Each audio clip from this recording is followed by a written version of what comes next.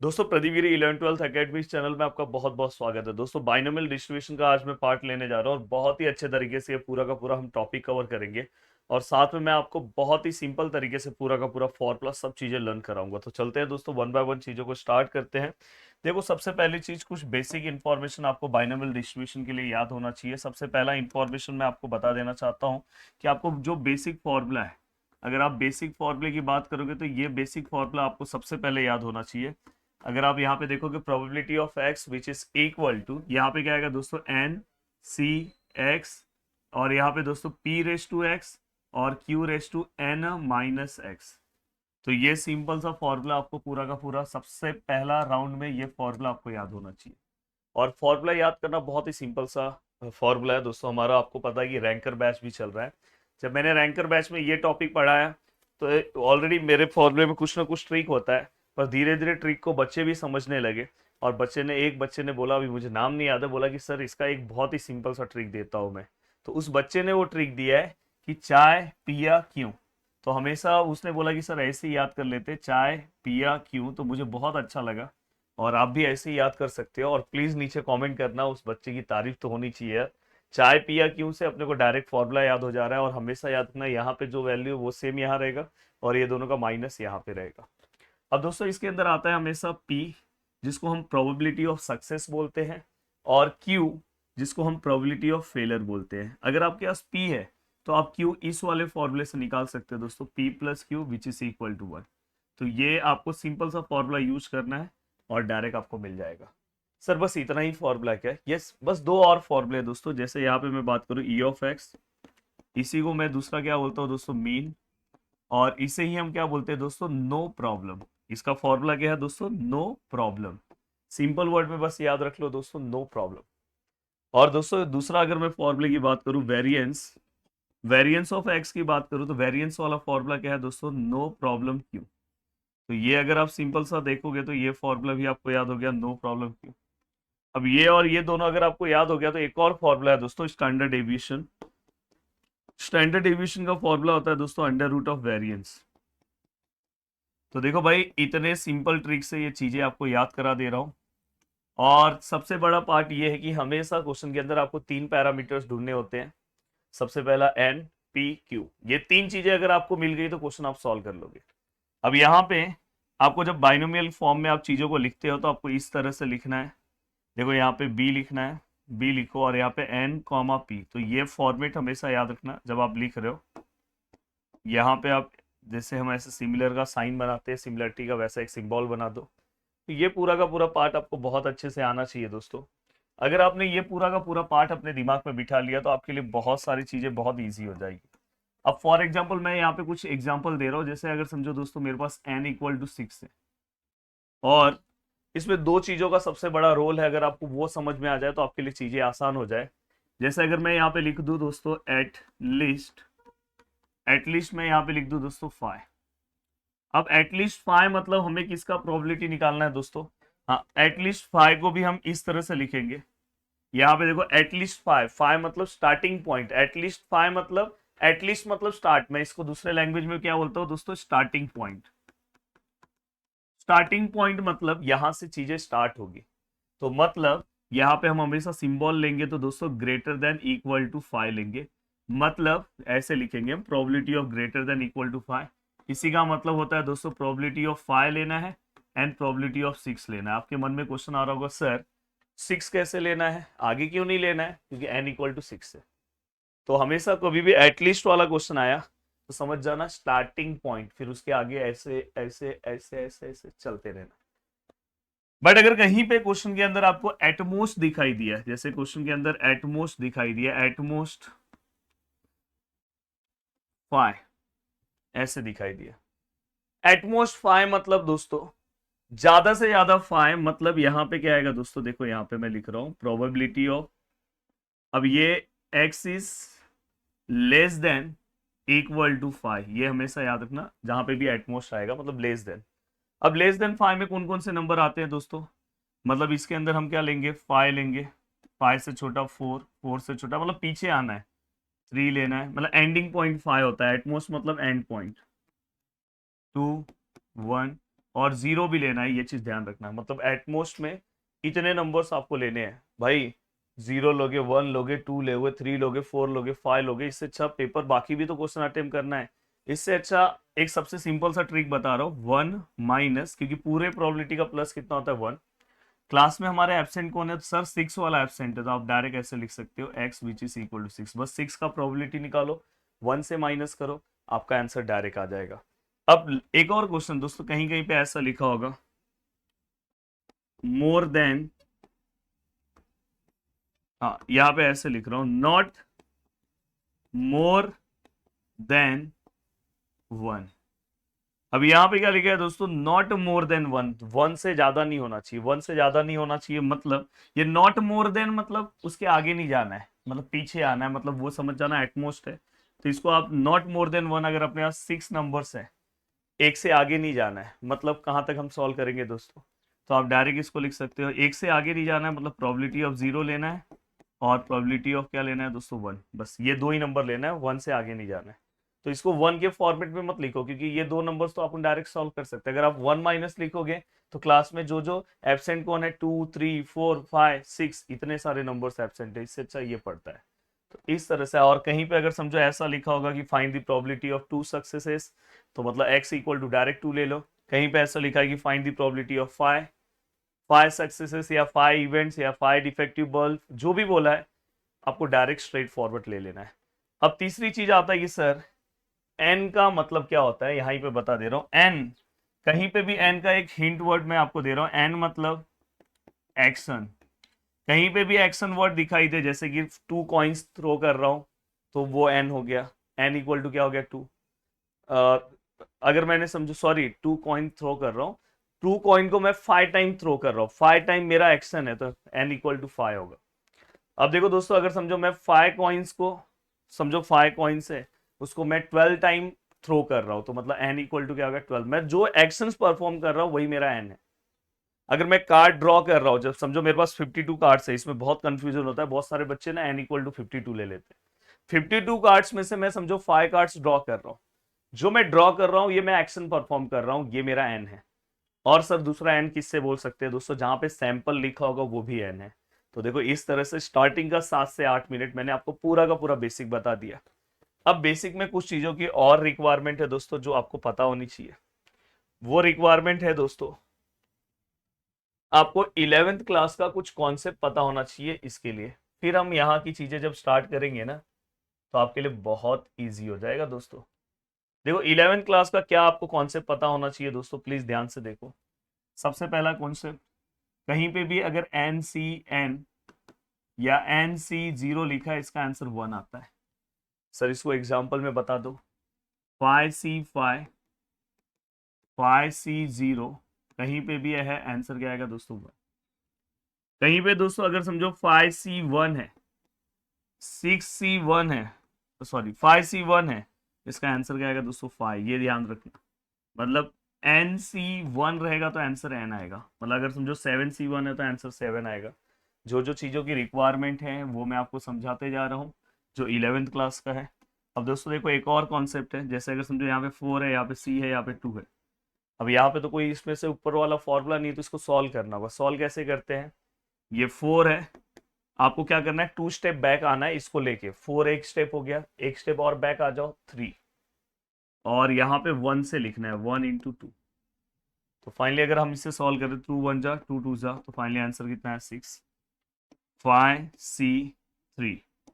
अब देखो दोस्तों यहाँ पे क्या करोगे, 5 multiply by 4 multiply by 3, 1 multiply by 2 multiply by 3, 3 3 cancel, 2 2 जा, तो फाइनली कितना है 10।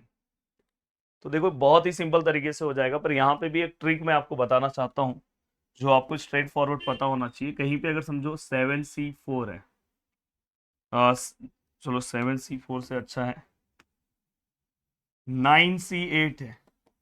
अब देखो आपके लिए इतना बड़ा टेंशन है कि आपको 9 से बैक स्टेप 8 आना है, मतलब बहुत बड़ा सम हो जाएगा, 9 into 8 into 7 into 6 into 5 into 4 into. इससे अच्छा आपके पास एक ट्रिक है, याद रखना, ये 9 ऐसे ही रखो, 9 माइनस 8 कितना होता है 1, तो इसका जो आंसर आएगा माइनस करके भी जो आंसर आएगा वही रहेगा। मतलब इससे अच्छा आप ये सॉल्व कर दो, जैसे कहीं पे अगर आपको ऐसा पूछा 7C5, क्यों इतना मेहनत कर रहे हो यार, ये माइनस कर दो, ये 7C2 निकाल दो, वही आंसर रहेगा माइनस करके। 7 - 5 कितना होता है 2। बट कहीं पे ऐसे पूछा है दोस्तों 7 है 2 है, ये 2 है, आप बिना मतलब का मस्ती कर रहे हो, माइनस कर रहे हो तो आपका नंबर ऑलरेडी बड़ा हो जाएगा, तो क्यों बिना मतलब का 7 - 2 करोगे तो 5। तो कब माइनस करना है कब नहीं करना है वो भी मैंने सिखाया, मतलब ऑलमोस्ट 10 मिनट का मैंने ये बेसिक एक्सप्लेनेशन मैंने दिया है। अब हम वन बाय वन चीज़ों को क्या कर सकते हैं दोस्तों, स्टार्ट कर सकते हैं। चलते हैं दोस्तों, वन बाय वन चीज़ें स्टार्ट करते हैं। सबसे पहले एक्सरसाइज नंबर 8.1। प्लीज़ अगर आपने मेरा बेसिक पार्ट नहीं सुना है तो मज़ा नहीं आएगा सम सॉल्व करने में। सबसे पहले आप मेरा बेसिक पार्ट सुन लो, फिर अगर आप सम सॉल्व करते हो तो बहुत मज़ा आएगा। अब चलते हैं दोस्तों, देखो सबसे पहले अ dice is throne 6 time. Dice को हम क्या कर रहे हैं 6 टाइम थ्रो कर रहे हैं, मतलब एन इक्वल टू क्या आएगा दोस्तों 6। पहला गिवन हमें पता चल गया। If getting an odd number is a success, तो मैं यहाँ पे लिख दे रहा हूँ दोस्तों, let X be the odd, यहाँ पे लिख दो getting an odd number, getting an odd number, ये आपने लिख दिया। और दोस्तों क्या इज अ सक्सेस, मैंने हमेशा बोला कि जो सक्सेस है वो हमारा क्या है पी है, तो आप यहाँ पे लिखोगे P which is equal to, यहाँ पे चाहिए तो आप लिख दो गेटिंग एन ऑड नंबर। अब देखो दोस्तों गेटिंग एन ऑड नंबर, तो सबसे पहली चीज है कि अगर मैं किसी भी डाइस को थ्रो कर रहा हूँ, ए डाइस मतलब एक ही डाइस है, 2 3 50 डाइस नहीं है, तो नंबर ऑफ सैंपल स्पेस क्या आएगा दोस्तों 1 2 3 4 5 6, टोटल 6 नंबर्स है। ऑड नंबर्स कितने हैं दोस्तों, अगर आप ध्यान दोगे तो 1 2 3। ऑड नंबर्स कितने हैं दोस्तों 3 है, तो फाइनली आंसर क्या आएगा दोस्तों 1/2। प्लीज समझो, इसको हम ऑड बोलते हैं, 2 4 6 8 ये सबको हम इवन बोलते हैं। तो यहाँ पे सैंपल स्पेस क्या आया, आपका पी का वैल्यू कितना आया दोस्तों 1/2।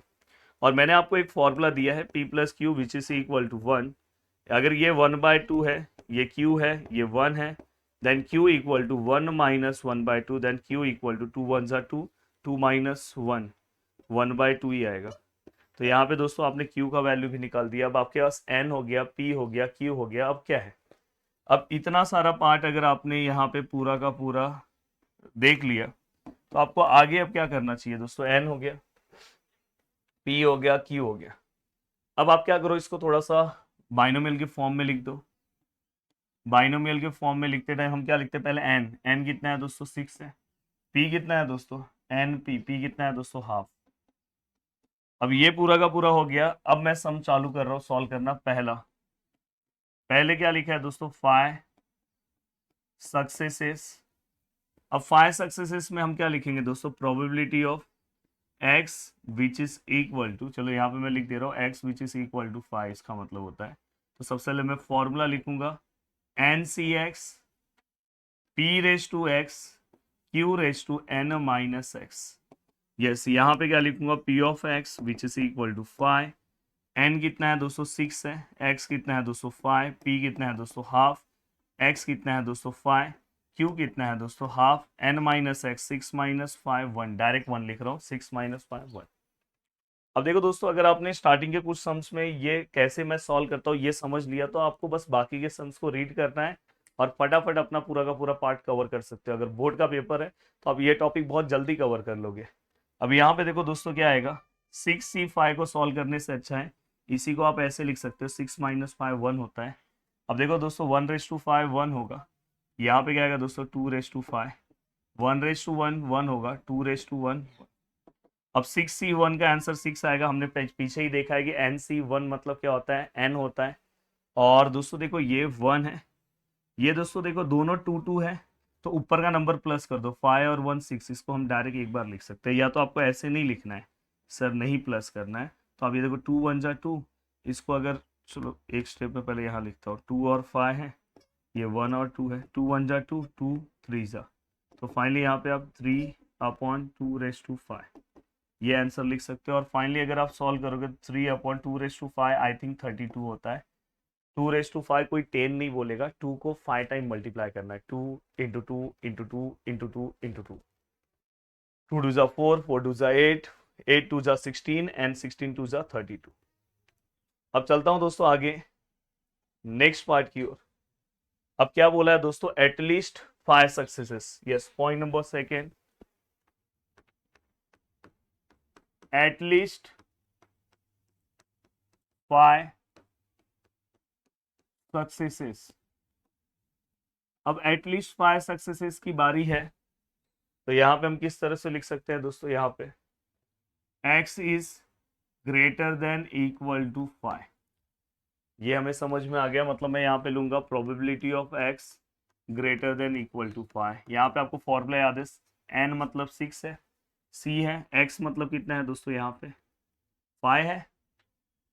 रॉन्ग हो जाएगा दोस्तों, यस, ऐसे नहीं कर सकते, क्योंकि यहाँ पे जब भी एटलीस्ट और एटमोस्ट का क्वेश्चन आता है तो आपको सबसे पहले इस तरह से नहीं लिखना है। पहले आपको यहाँ पे x is greater then 5, at least 5 है, इसका मतलब कि आपको प्रोबेबिलिटी ऑफ 5 लेना है और आपको प्रोबेबिलिटी ऑफ x ऑफ 6 लेना है।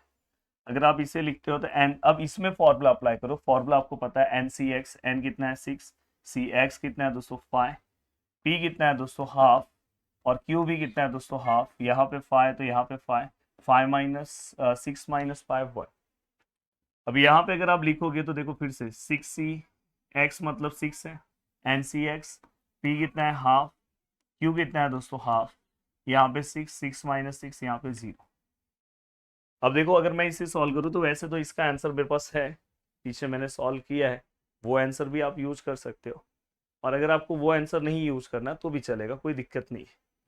अब देखो दोस्तों यहाँ पे अगर आप ध्यान से देखोगे तो यहाँ पे देखो 6c5 मतलब 6 माइनस 5 1 होता है, तो डायरेक्ट मैं यहाँ पे 6 लिखता हूँ, 6c1, ये क्या आएगा दोस्तों 1, ये 2^5, ये 1 2^1, ये 6 अगर दोनों सेम है तो आंसर 1 आता है, 1^6 2^6, और यहाँ पे कोई भी नंबर्स रहे रेस टू में 0 रहे, आंसर क्या आएगा दोस्तों 1।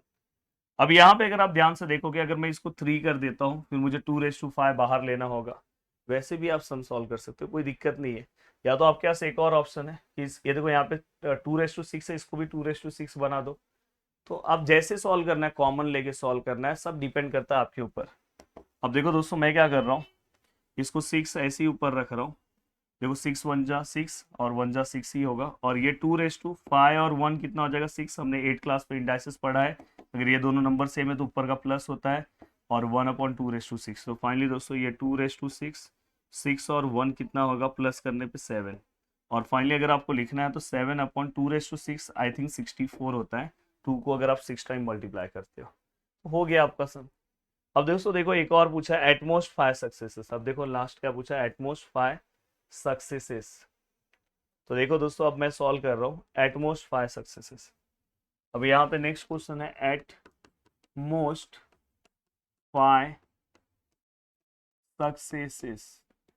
अब एटमोस्ट 5 सक्सेसेस को हम किस तरह से लिख सकते हैं, प्लीज यहाँ पे ध्यान देना। अगर आप यहाँ पे ध्यान देने की कोशिश करोगे तो एटमोस्ट 5 मतलब प्रोबेबिलिटी ऑफ x, ज्यादा से ज्यादा हमें क्या जाना है दोस्तों, तो मैंने हमेशा बोला लेस देन 5 लो। अब लेस देन 5 मतलब एटमोस्ट 5, इसका मतलब क्या होगा दोस्तों, यहाँ पे आप प्रोबेबिलिटी ऑफ 0 लोगे, प्रोबेबिलिटी ऑफ लेस देन 5 में 0 भी आएगा 1 भी आएगा, प्रोबेबिलिटी ऑफ 2 भी आएगा, probability of x equal to 3 भी आएगा, probability of x equal to 4 भी आएगा, और probability of x equal to 5 भी आएगा। इतने सारे प्रोबेबिलिटी निकालने से अच्छा है आप डायरेक्ट यहाँ पे क्या कर दो 1 माइनस, क्लासरूम में एब्सेंट कौन है, टोटल 6 नंबर्स है, probability of x which is equal to 6, ऐसे आप लिख दो। अब यहाँ पे क्या आएगा दोस्तों 1, यहाँ पे फॉर्मूला आपको पता है एन सी एक्स, एन कितना है 6, एक्स भी कितना है 6 है, पी कितना है हाफ, और यहाँ पे x आता है 6, फिर ये क्या आएगा दोस्तों हाफ, 6 माइनस 6 0, तो ये 1 माइनस C6 क्या आएगा दोस्तों 1, 1^6 1 2^6, और यहाँ पे भी 1, तो फाइनली 1 माइनस 1/2^6 कितना है दोस्तों 64, 64 1 जा 64 माइनस 1 63/64। तो देखो ये एक सम आपको पूरा का पूरा कैलकुलेशन सिखाता है कि आपको एक्चुअल में कैलकुलेशन कैसे परफॉर्म करना है, इस सम से आपको समझ में आता है।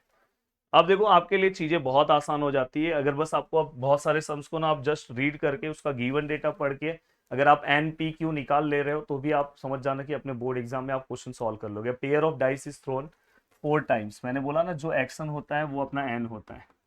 अब देखो दोस्तों आप पूरा सिस्टमैटिक आप लिखना, let X be the getting a doublet, और बाद में इसके बाद पी, मैं डायरेक्ट अब स्मॉल पी लिख रहा हूँ, गेटिंग अ डबलेट अब देखो अगर मैं पेयर ऑफ डाइस कर रहा हूँ, पेयर ऑफ डाइस मतलब डाइस की जोड़ी, तो यहाँ पे सैंपल स्पेस 36 का आता है, आपको पता है हमने 10th क्लास में यूज किया है 1 1 1 2 1 3 1,4 1,5 1,6 2,1, तो पूरा 36 आता है अगर दो डाइस अगर मैं लेता हूँ।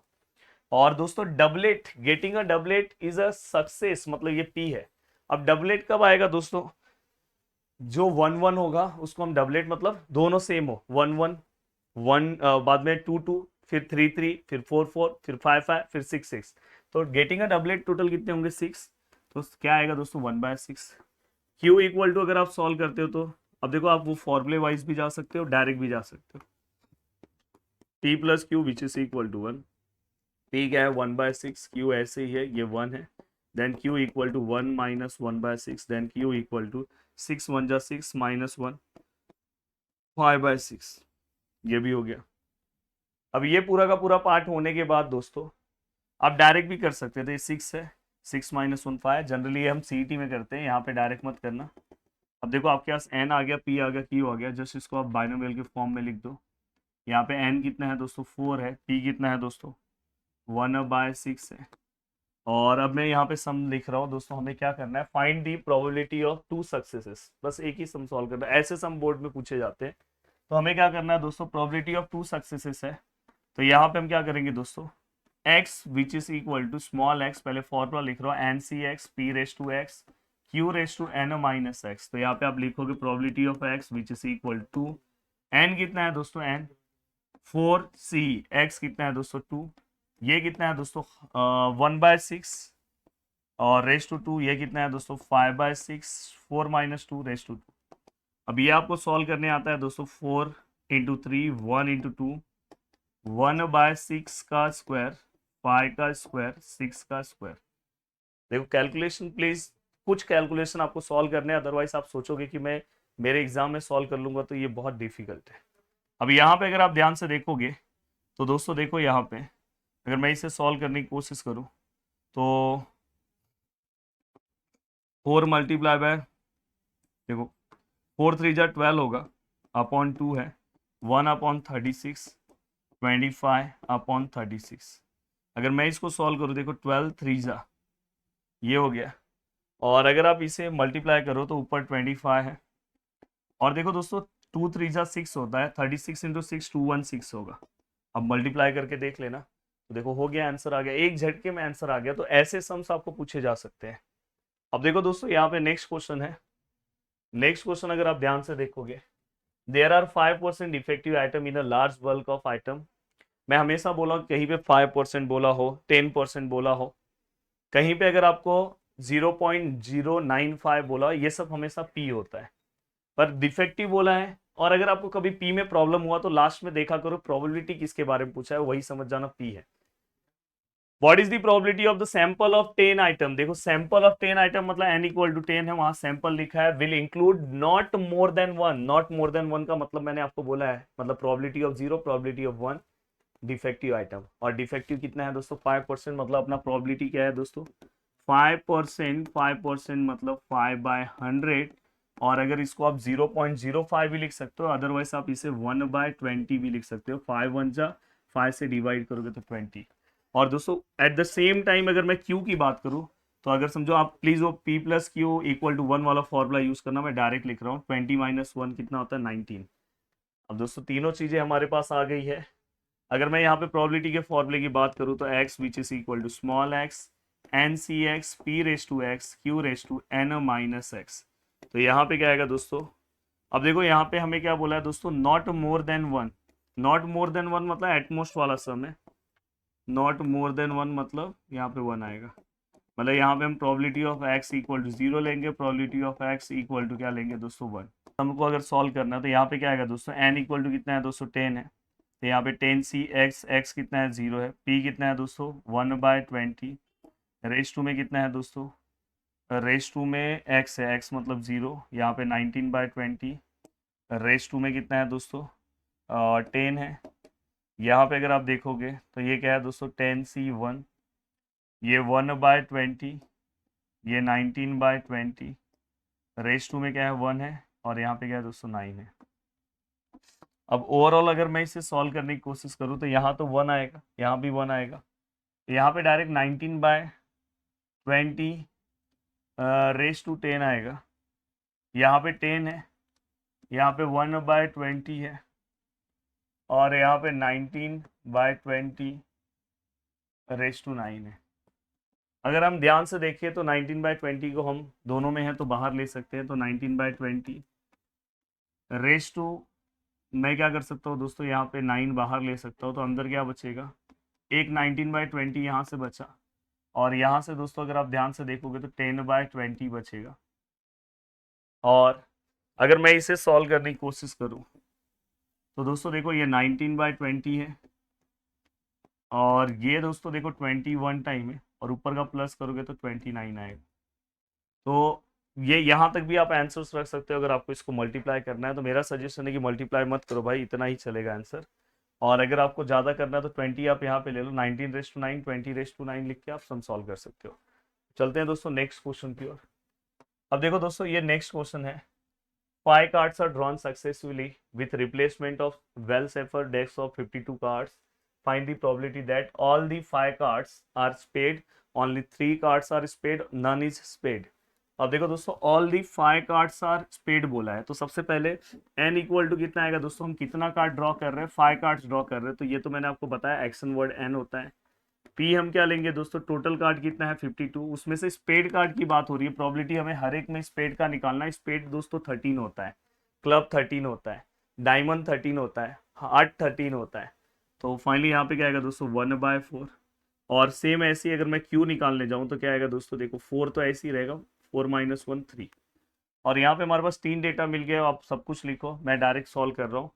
P of X which is equal to X, यहाँ पे क्या आएगा N C X P raise to X Q raise to N minus x.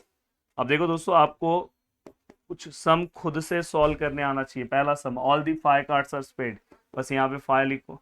यहाँ पे एन कितना है दोस्तों 5 है, यहाँ पे क्या आएगा दोस्तों 5, पी कितना है दोस्तों 1/4, और यहाँ पे क्या आएगा 5, क्यू कितना है दोस्तों 3/4, और यहाँ पे क्या आएगा 5 - 5 0। अगर सपोज आप इसे सॉल्व कर रहे हो, ये तो 1 है, ये 1/5, और ये 4/5, और ये भी 1, तो फाइनली 4/5 है। 4 को आप 5 टाइम मल्टीप्लाई करो, और यहाँ पे जो भी आंसर आएगा आप मुझे बताओ।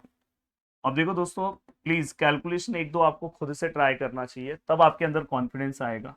अब देखो मैं सेकंड क्वेश्चन सॉल्व कर रहा हूँ इसका। अब देखो ओनली 3 कार्ड्स है, तो आपको पता है X which is equal to क्या लेंगे 3, तो एन आएगा, एन कितना है दोस्तों 5, सी एक्स कितना है 3, पी कितना है दोस्तों 1/4, और क्यू कितना है दोस्तों 3/4, ये कितना आएगा दोस्तों 3, और ये कितना आएगा दोस्तों 2। और स्ट्रेट फॉरवर्ड आपको क्या करना है, इसको सॉल्व करना है। सॉल्व करके आप मुझे प्लीज कमेंट करना कि सर इसका आंसर ये है। अब दोस्तों दोस्तों यहाँ पे देखो नन है, नन इज स्पेड, तो यहाँ पे डायरेक्ट 0 ले लो। और यहाँ पे क्या आएगा दोस्तों 5C0 1/4 raise to 0 3/4 raise to 5। ये भी आप सॉल्व करो, ये तो बस ये दोनों का आंसर 1 आएगा, बस ये सॉल्व करना है 3/5 अपॉन 4/5। प्लीज आपको ये क्वेश्चन देखना है, और एक क्वेश्चन मैं आपको दे रहा हूँ, प्लीज ये एक क्वेश्चन आपको सॉल्व करना है। पूरा का पूरा एक्सप्लेनेशन दे रहा हूँ, फिर बाकी के क्वेश्चंस नेक्स्ट लेक्चर में देखेंगे। अब देखो दोस्तों सबसे पहले the probability of bulb produce by the factory 0.05, ये पी हो गया।